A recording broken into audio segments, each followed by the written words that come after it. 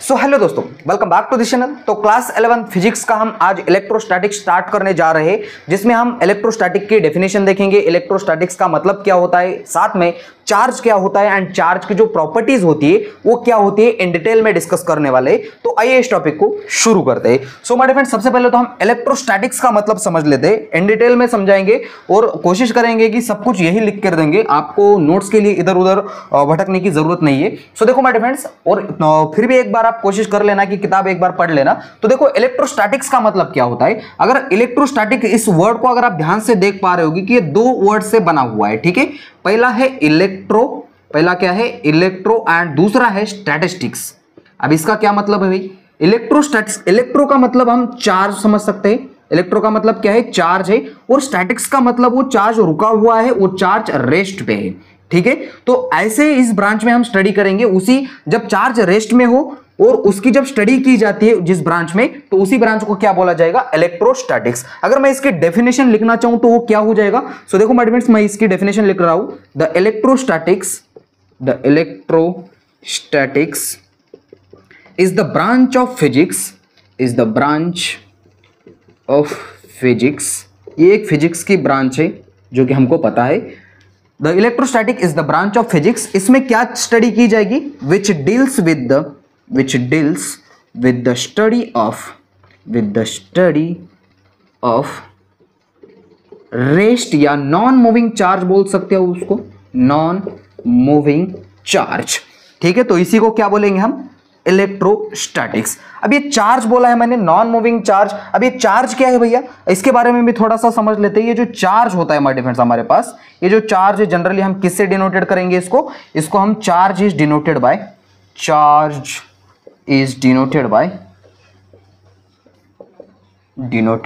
किससे डिनोट करेंगे, क्यू से, कैपिटल क्यू से या स्मॉल क्यू से, ठीक है।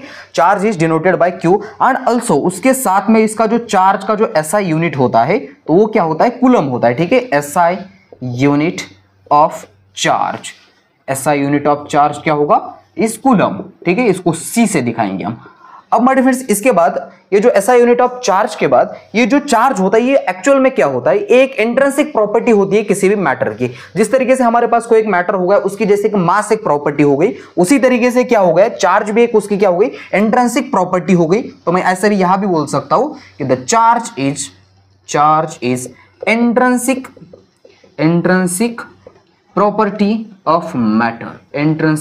प्रॉपर्टी ऑफ मैटर, अब यह चार्ज आ गया है। इसका मतलब चार्ज कितने तरह के होते हैं भैया, दो तरह के चार्ज होंगे, एक तो पॉजिटिव चार्ज होगा और एक पॉजिटिव है। इसका मतलब 100%, दूसरा क्या होगा, नेगेटिव चार्ज होगा। अब ये किसी मैटर पे या किसी एटम पे कब पॉजिटिव चार्ज आएगा और कब नेगेटिव चार्ज आएगा, वो भी हम देख लेते हैं। सो हमारे पास दो तरह के चार्जेस है, एक पॉजिटिव है, नेगेटिव है। इतना साथ में आप नोट कर लीजिएगा, बचा हुआ काम में मैं थोड़ा सा मिटा के आगे कंटिन्यू कर लेता हूं, ओके। सो देखो माय फ्रेंड्स, अभी हमने क्या पढ़ा कि दो तरह के चार्ज हो गए हमारे पास। पहला होगा पॉजिटिव चार्ज, ठीक है, पहला क्या होगा, पॉजिटिव चार्ज, और दूसरा क्या है, नेगेटिव चार्ज। अभी किसी एटम पे कब नेगेटिव चार्ज आएगा और कब पॉजिटिव चार्ज आएगा, ये भी हमको समझना बहुत जरूरी है। सो देखो सबसे पहले तो हमारे पास, चलिए मान लिया कि कोई एक मेरे पास एटम्स है जिसका एक न्यूक्लियस है, और न्यूक्लियस में हमारे पास दो प्रोटॉन है, और ये उसकी आउटर मोस्ट शेल है, और इस शेल में उसमें क्या है, दो इलेक्ट्रॉन है, ठीक है। उसमें क्या है, दो इलेक्ट्रॉन है। अब इसमें दो इलेक्ट्रॉन है, दो प्रोटॉन है, इसका मतलब वो किस स्टेट में है, वो स्टेबल कंडीशन में है, ना उसको कोई लेने की जरूरत है ना उसको कोई देने की जरूरत है ना, स्टेबल कंडीशन में है। अब ये स्टेबल है, लेकिन अगर मैंने क्या किया, यहां से एक जो इलेक्ट्रॉन है वो बाहर निकाला, इसे खींच के बाहर निकाला, तब क्या हो जाएगा, ये अनस्टेबल हो जाएगा। और जैसे ही मैं इसका एक इलेक्ट्रॉन बाहर निकालूंगा तो अंदर न्यूक्लियस में दो प्रोटॉन हो जाएंगे और आउटर मोस्ट शेल में एक ही इलेक्ट्रॉन हो जाएगा, ठीक है। तो इसमें एक इलेक्ट्रॉन की कमी है, तो इलेक्ट्रॉन की जो कमी है वो दर्शाने के लिए हम किस चार्ज का यूज करते हैं, पॉजिटिव चार्ज का, ठीक है। तो इसके ऊपर एक क्या आ गया, पॉजिटिव चार्ज आ गया। अगेन मेरे पास दूसरी कुछ इस तरीके से केस है। चलिए मान लिया कि मेरे पास कोई एक न्यूक्लियस है, न्यूक्लियस के अंदर दो प्रोटॉन है और उसके आउटर मोस्ट शेल में दो इलेक्ट्रॉन घूम रहे हैं। अब मैंने क्या किया, एक काम किया, जबरदस्ती एक जो चार्ज है इसके अंदर डाल दिया, ठीक है। एक जो इलेक्ट्रॉन है वो इसके अंदर डाल दिया। जैसे इसके इलेक्ट्रॉन अंदर जाएगा तब वो क्या हो जाएगा, इस आउटर मोस्ट शेल में तीन इलेक्ट्रॉन हो जाएंगे और ये जो न्यूक्लियस है उसमें दो प्रोटॉन हो जाएंगे, ठीक है। यहां से देखो अंदर जो न्यूक्लियस है उसमें 2 प्रोटॉन और बाहर जो आउटरमोस्ट शेल में इलेक्ट्रॉन घूम रहे हैं उसकी संख्या कितनी हो गई? अब 3 हो गई। अब यहाँ 3 इलेक्ट्रॉन आ गए। अब इलेक्ट्रॉन यहाँ एक ज्यादा हो गया, तब क्या हो जाएगा? इस एटम पे एक नेगेटिव चार्ज आ जाएगा। इसका मतलब मोरल ऑफ द स्टोरी, कहने का मतलब ये है कि अगर किसी पार्टिकल पे कितने चार्जेस है ये कौन डिसाइड कर रहा है? कौन डिसाइड कर रहा है? 4 इलेक्ट्रॉन डिसाइड कर रहा है। ठीक है, इलेक्ट्रॉन डिसाइड कर रहा है। क्या? इलेक्ट्रॉन डिसाइड क्या कर रहा है? किसी इलेक्ट्रॉन पे कौन सा चार्ज आएगा, है ना? पॉजिटिव चार्ज आएगा या नेगेटिव चार्ज आएगा, ये कौन डिसाइड कर रहा है? इलेक्ट्रॉन डिसाइड कर रहा है। ठीक है, अब यहाँ 2 प्रोटॉन है 2 इलेक्ट्रॉन है, तो एक दूसरे को वो कैंसिल आउट करके वो स्टेबल कंडीशन में आ रहे हैं। अब इसके बाद देखो माय फ्रेंड्स क्या कर लेते हैं हम, इसकी चार्ज की कुछ प्रॉपर्टीज होती है वो भी हम डिस्कस कर लेते हैं, प्रॉपर्टीज ऑफ चार्ज। तो यहां तक आप अच्छी तरीके से नोट कर लीजिएगा। अब इसके बाद का जो बचा हुआ काम है मैं आगे कंटिन्यू कर लेता हूं। सो देखो माय फ्रेंड्स, हमारे पास properties of charge next point है। इसमें पहली जो प्रॉपर्टीज है चार्ज की वो है एडिटिव नेचर ऑफ चार्ज। अब ये एडिटिव नेचर, इसका मतलब जिस तरीके से मास होता है उस तरीके से वो नेचर होगा। सबसे पहला हम इसमें पॉइंट लिखेंगे, देखो जरा पॉइंट क्या लिखेंगे? Electric charge is additive in nature. ठीक है, एडिटिव इन नेचर, जैसे कि मास, लाइक मास।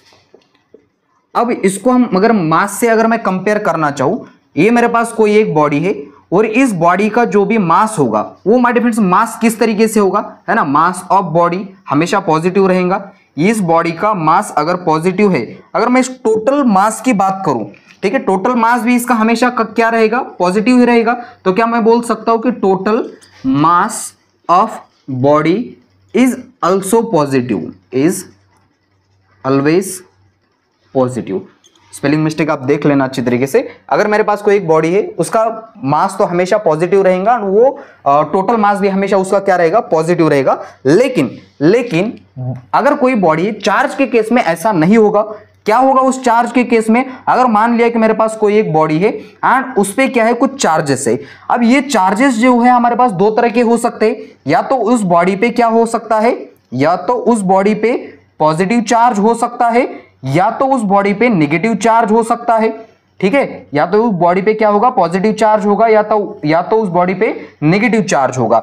मगर अब सवाल ये है कि उस बॉडी पे टोटल चार्ज कितना होगा भैया? ये भी सवाल है ना? टोटल चार्ज कितना होगा उस बॉडी पे?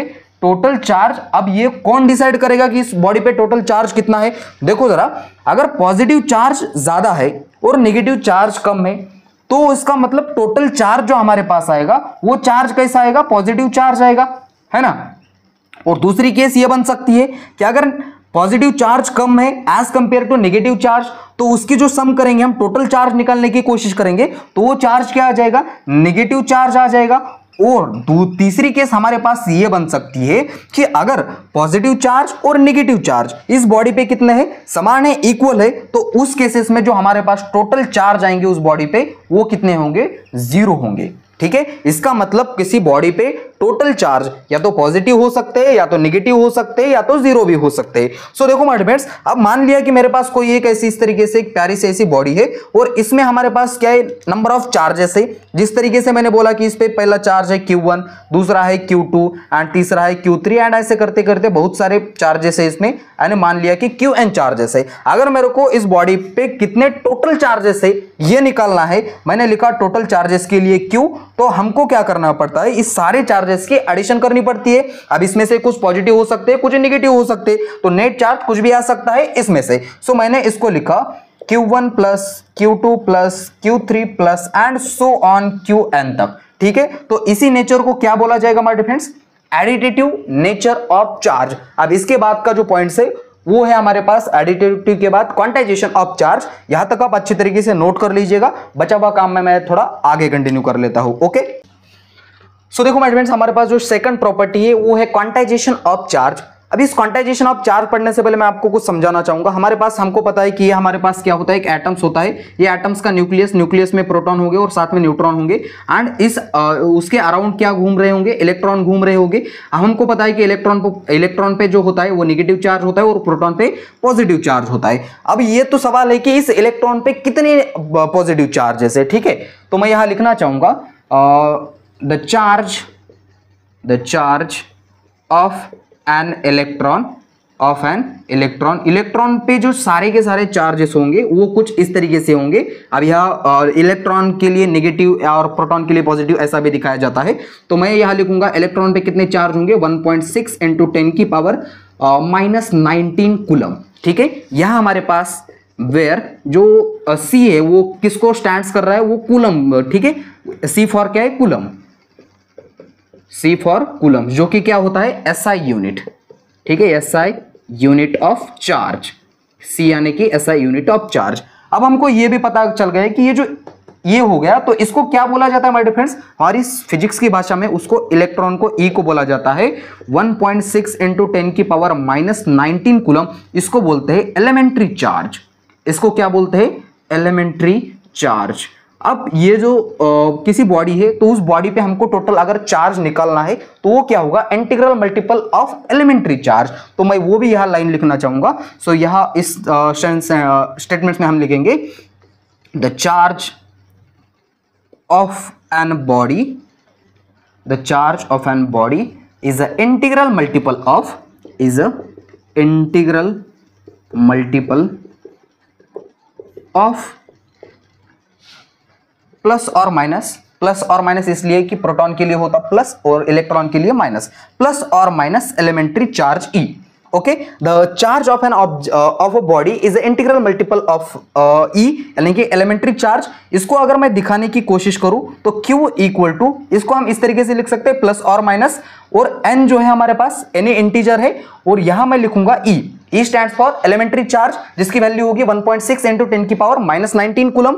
अगर यहां देखा जाए तो हमारे पास जो n है वो क्या है, n is the any integer. ठीक है, जिसकी वैल्यू 1, 2, 3 हो सकती है। अब ये क्वांटाइजेशन ऑफ चार्ज क्या फिनोमेना है, अगर किसी चार्जिंग प्रोसेस में एक बॉडी से लेकर दूसरी बॉडी में जब चार्ज ट्रांसफर हो रहा है, तब वो जो चार्ज ट्रांसफर होगा वो कंप्लीटली एक चार्ज होगा या दो चार्ज होगा या तीन चार्ज होगा, तो उसी को क्या बोलते हैं हम, क्वांटाइजेशन ऑफ चार्ज। ऐसा नहीं होगा कि इस बॉडी से लेकर दूसरी बॉडी में जो चार्ज आ रहा है वो 1.5 चार्ज आ रहा है, 2.5 चार्ज आ रहा है, ऐसा नहीं होगा, या 3.5, ऐसा कुछ भी नहीं होगा। या तो क्या हो जाएगा, एक बॉडी से लेकर दूसरी बॉडी तक जब चार्ज ट्रांसफर होंगे, या तो 1 चार्ज जाएगा, 1 इलेक्ट्रॉन यानी कि 1 एलिमेंट्री चार्ज, यानी कि क्या होगी उसकी वैल्यू 1.6 इंटू 10 की पावर -19 कूलम। अगर 2 एलिमेंट्री चार्ज उसमें से ट्रांसफर हो गए तो वो क्या हो जाएगा, 3.2 इंटू 10 की पावर -19 कूलम, और 3 चार्ज चले गए, तो एंड सो ऑन इस तरीके से चलता रहेगा। इसका मतलब एक बॉडी से होकर दूसरी बॉडी में जब भी चार्ज ट्रांसफर होगा वो कंप्लीटली एक चार्ज जाएगा, या 2 चार्ज आएंगे, 3 चार्ज आएंगे, ऐसे ही नंबर में चार्ज आएंगे जो कि इंटीजर हो गए। ठीक है, ऐसा नहीं होगा कि कभी 1.5 चार्ज ट्रांसफर हो गया, कभी 2.5, कभी 3.5, ऐसा नहीं होगा। ठीक है, तो इसी प्रॉपर्टी को हम क्या बोलते हैं, क्वांटाइजेशन ऑफ चार्ज। यहां तक आप नोट कर लीजिएगा अच्छी तरीके से। बचा हुआ जो थर्ड प्रॉपर्टी है वो मैं इसके आगे कंटिन्यू कर लेता हूं। सो देखो माय फ्रेंड्स, हमारे पास जो थर्ड प्रॉपर्टी है चार्ज की वो है कंजर्वेशन ऑफ चार्ज। अब ये कंजर्वेशन ऑफ चार्ज आपने conservation of energy, conservation of mass और कंजर्वेशन ऑफ मोमेंटम भी पढ़ा होगा। तो उस केसेस में कंजर्वेशन ऑफ एनर्जी का फॉर्मूला सिंपल होता है, स्टेटमेंट्स होता है, energy neither be created nor be destroy. Same उसी तरीके से स्टेटमेंट्स है कंजर्वेशन ऑफ चार्ज का। इसका मतलब हम चार्ज को ना क्रिएट कर सकते ना डिस्ट्रॉय कर सकते। किसी आइसोलेटेड सिस्टम पे जो टोटल चार्ज रहेंगे वो रिमेन्स कांस्टेंट रहेंगे, रिमेन्स सेम रहेंगे। तो अगर मैं इसको समझाना चाहूं, सो माय डियर फ्रेंड्स, अगर एक एग्जांपल के थ्रू हम इसको समझने की कोशिश करते। चलिए मान लिया कि मेरे पास कोई एक रॉड ले लिया, ठीक है, ऐसा मैंने एक ग्लास रॉड ले लिया, और इस ग्लास रॉड पे एक क्या किया, एक सिल्क का कपड़ा ले लिया। ठीक है, इसको क्या किया मैंने, एक सिल्क का कपड़ा ले लिया और इन दोनों को रब करना स्टार्ट कर दिया। ठीक है, इन दोनों को क्या किया मैंने, रब करना स्टार्ट कर दिया। जैसे मैं इसको रब करूंगा तो इस ग्लास रॉड में से कुछ इलेक्ट्रॉन इस सिल्क के पेपर या सिल्क के कपड़े पे आ जाएंगे, और इस पे आ जाएगा positive charge.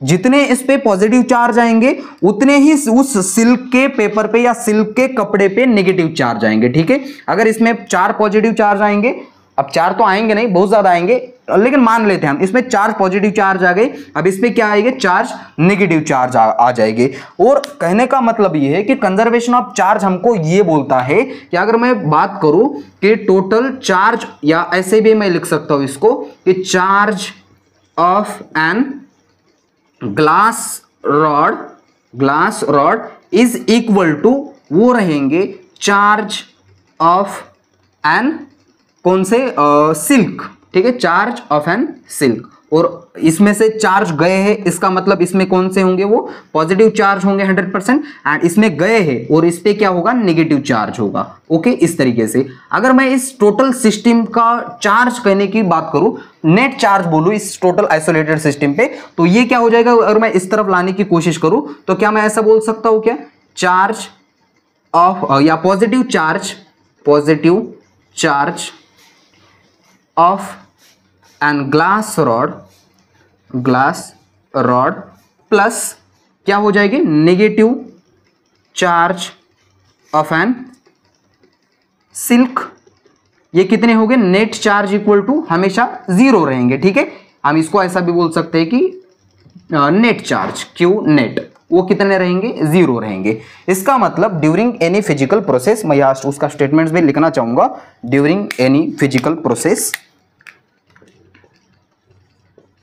During any physical process the charge can transferred, या द चार्ज कैन ट्रांसफर्ड, ठीक है, transferred integral multiple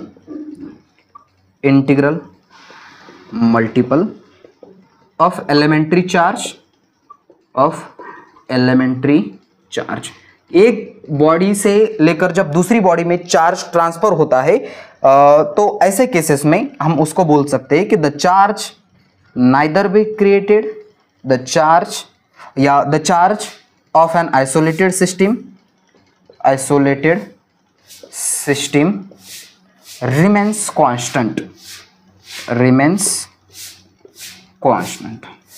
okay, and जो हमारा इस कंजर्वेशन ऑफ चार्ज का जो असली स्टेटमेंट्स होगा वो कुछ इस तरीके से होगा, the charge can neither be created nor be destroy. It convert या it transform one body to another body। अब ये जो चार्ज है ये ना तैयार किया जा सकता है ना डिस्ट्रॉय किया जा सकता है, बस इसको एक बॉडी से लेकर दूसरी बॉडी में ट्रांसफर किया जा सकता है। तो उसी प्रॉपर्टी को, उसी चार्ज की प्रॉपर्टी को हम क्या बोलते हैं, कंजर्वेशन ऑफ चार्ज। अब माय डियर फ्रेंड्स, इसके बाद एक छोटा सा पॉइंट है वो भी हम डिस्कस कर लेते हैं, यहां तक आप अच्छी तरीके से नोट कर लीजिएगा। सो देखो माय फ्रेंड्स, इसके बाद का जो हमारा पॉइंट है वो है फोर्स बिटवीन टू चार्जेस। अब ये फोर्स बिटवीन टू चार्जेस क्या फेनोमेना है भैया, अब इसको हम एक एक्सपेरिमेंट के थ्रू समझने की कोशिश करते हैं। हमने एक सिंपल सा एक एक्सपेरिमेंट किया, उस एक्सपेरिमेंट में हमने एक ऐसा ग्लास का रॉड लगा दिया, ठीक है। अब 3 ऐसे हमने ग्लास के रॉड लगा दिए लाइक दिस, कुछ इस तरीके से।